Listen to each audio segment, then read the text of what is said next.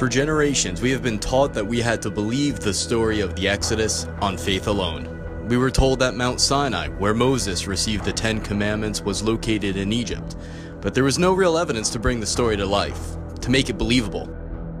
No pictures of left-behind artifacts, no written testimony, practically nothing to validate one of the most important stories of the Bible.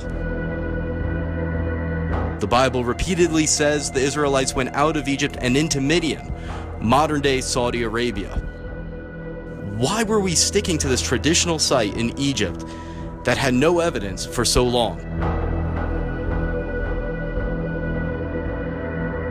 I read with total fascination how a couple of explorers had entered the area that they believed was the real Mount Sinai and seen various sites related to the Exodus. Images and stories that blew my mind, but according to them, these sites were kept secret by the Saudi government, a theocracy that hid them from the world using fences and police and the threat of force. They managed to evade police and sneak in, but they were caught. Their photos and videos were confiscated by the Saudi police. The evidence was lost. Using contacts we cannot disclose and methods we cannot disclose, we got into Saudi Arabia, and we got to the forbidden sites. While the possibility of Moses and the Israelites being in Saudi Arabia is a relatively new theory to us in the outside world, it isn't new to the local Saudis that are living there. In Western Saudi Arabia, we were frequently approached by Saudis eager to talk to Americans for their first time face to face. And one of the first things they'd say with excitement is, "Did you know Moses was here? Let me show you where he and his people were."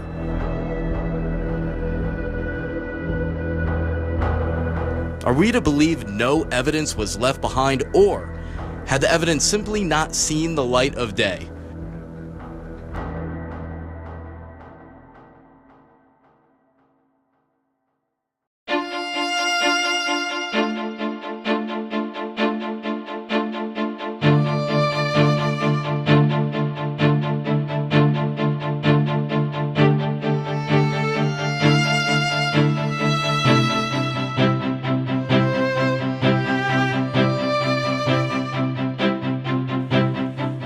The Bible describes two mountains, Mount Sinai and Mount Horeb, almost interchangeably as if they are one. Here in Saudi Arabia, we have a match, Jebel Makla and Jebel al-Lawz. It is theorized that Jebel Makla, identifiable by its black top, is Sinai, and the lower Jebel al-Lawz is Mount Horeb. Here, there is plenty of room for the entire population of Israelites to camp, as the Exodus story would require. The blackened peak sticks out against the background, and the rocks are only black on the outside. A perfect illustration of the Lord descending upon Sinai as a fire. But these are volcanic rocks, so skeptics will say that it is a natural formation. It's not really burned from the outside.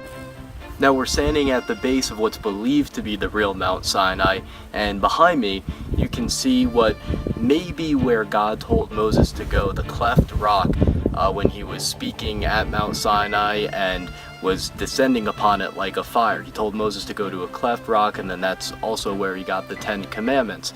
And you can see a site behind me where it would match that description, and the blackened peaks around me would match the description possibly of the real Mount Sinai. So as you can see, we have the different key features here of the Exodus story all in one spot.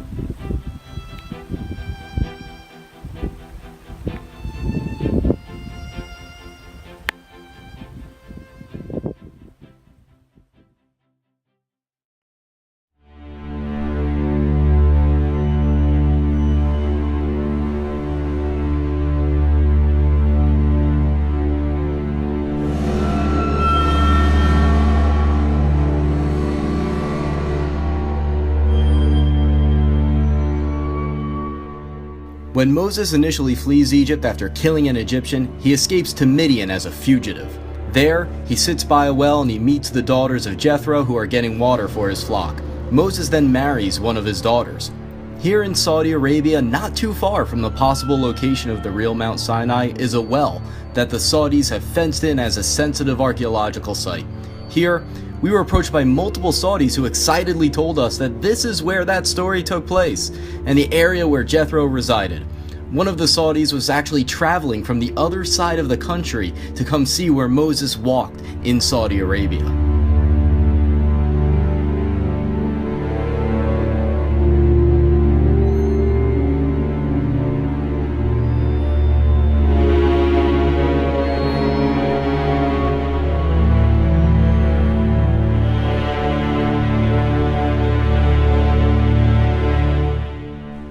There are two proposed Red Sea crossing sites from Egypt into Saudi Arabia, each with a land bridge across that would allow the Israelites to have a clear path across. The most likely site is from Egypt's Nuweiba beach over to this area of Saudi Arabia. And it is in this area that the coral bed has strange anomalies, forming shapes that some argue to resemble the smashed remains of chariots. We had planned to dive at this site. It is a public diving site with stores where you can go and rent diving equipment. At this point, the Saudi police were on to us, and they showed up. And although it was a public diving place, we were told that we needed a permit and we couldn't proceed.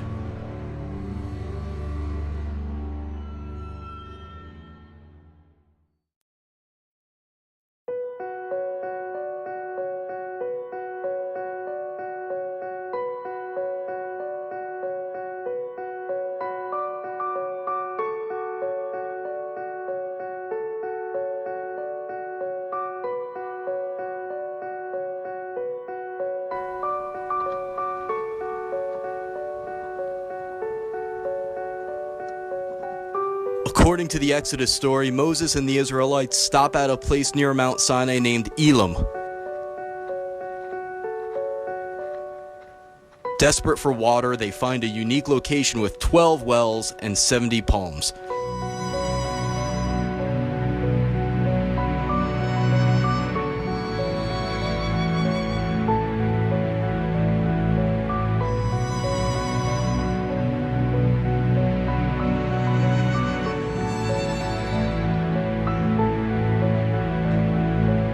At this site, there is a distinct location of palm trees and, to this day, 12 wells.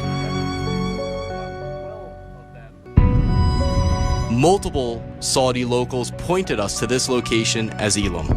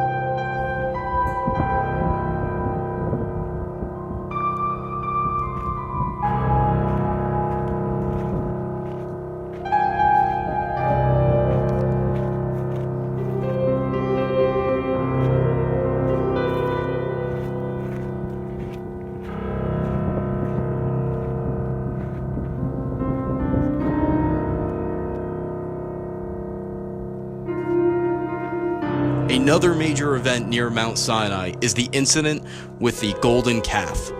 While Moses is up on Mount Sinai, some of his followers begin erecting an altar to worship a golden calf that they made. According to the Bible, they also made some type of engravements that they also worshipped as gods.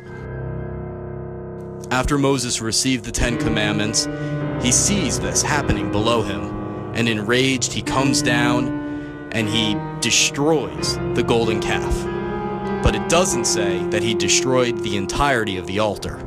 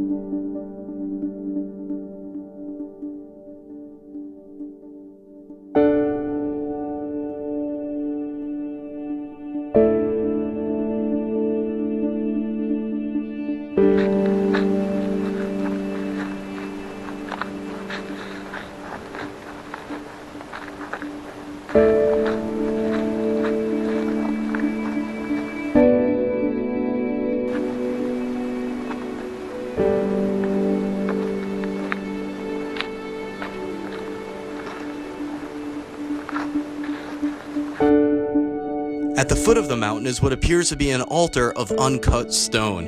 It's clearly man-made.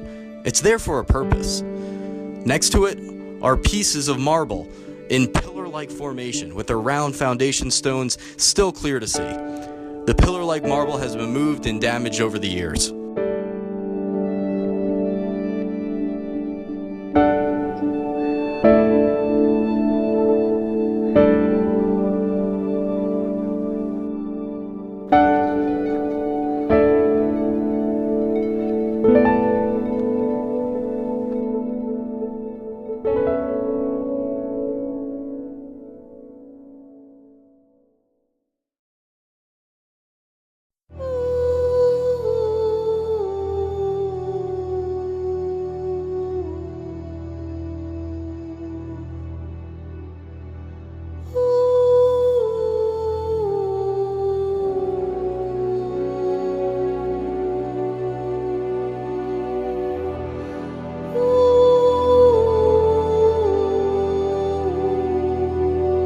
The Israelites become thirsty, again desperate for water, with none in sight.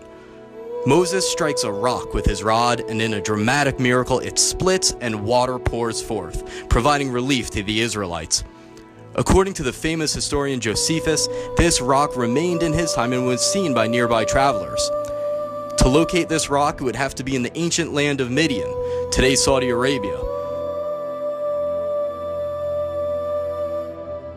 Near a match for Mount Sinai, with other evidence, in an area where water is sparse, and a massive area on one side, as well as another battlefield on the other side, as well as a hill where during the battle with the Amalekites Moses stood upon, and others helped him keep his arms in the air, delivering them victory.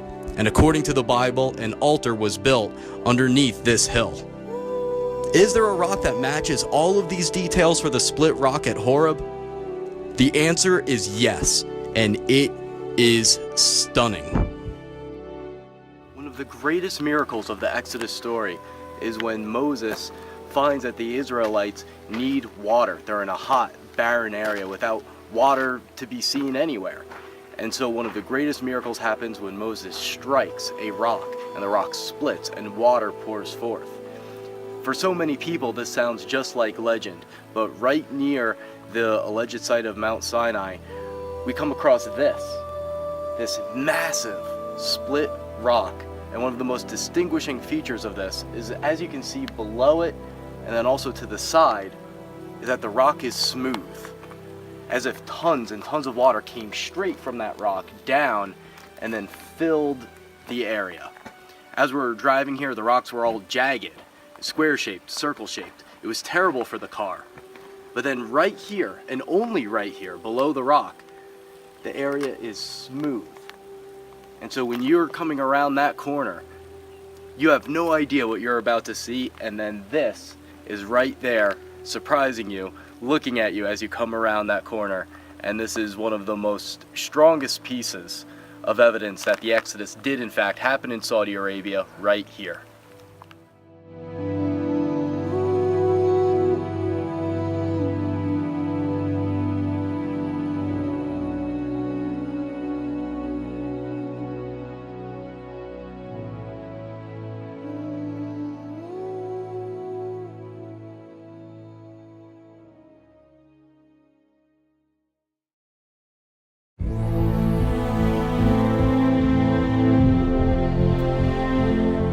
It was here, with the golden calf altar in front of me, with the sun behind Mount Sinai, and the cleft rock where the Ten Commandments may have been received over to the right, that the Exodus came alive.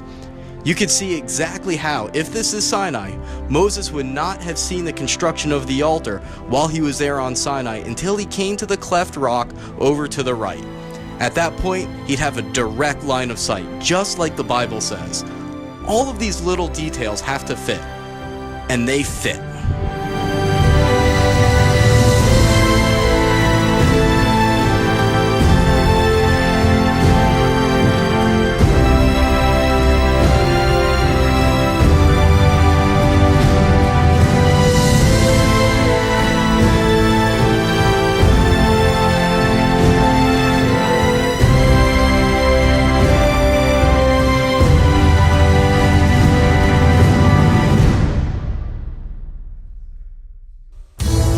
After I came back from the trip, people asked how I felt, standing there where so few people have been able to. And the predictable feelings were easy to describe: adrenaline, amazement, awe, disbelief that I was there. But there was an emotion that was more difficult to describe. I didn't deserve to be there. I'm not a missionary who has risked his life to preach the faith or to deliver humanitarian aid to those in need.